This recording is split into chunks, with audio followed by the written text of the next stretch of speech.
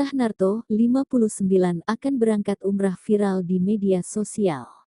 Narto bekerja sebagai paogah dan tukang parkir di Jalan Diponegoro, Bekasi. Ia tinggal Kampung Gedung Gede RT 0501, Desa Setiamekar, Tambun Selatan, Kabupaten Bekasi. Kisahnya menarik perhatian karena Narto membawa uang pecahan Rp2.000 untuk membayar umrah. Beberapa waktu lalu, Narto mendatangi sebuah kantor travel umrah untuk mendaftarkan dirinya. Salah satu videonya dibagikan oleh akun Instagram @infobekasi.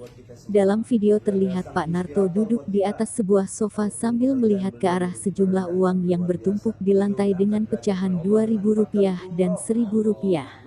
Alhamdulillah siang hari ini kita bersama Pak Narto. Beliau adalah seorang juru parkir di depan swalayan naga, kata seorang pria berpeci yang sedang menghitung uang-uang itu.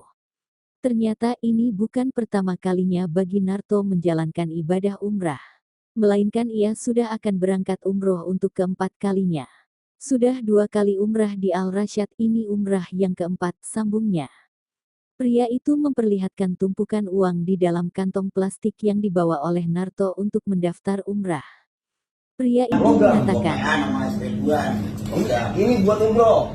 Ya, Masya Allah tuh. Coba teman-teman, ya, ini menjadi inspirasi buat kita semua.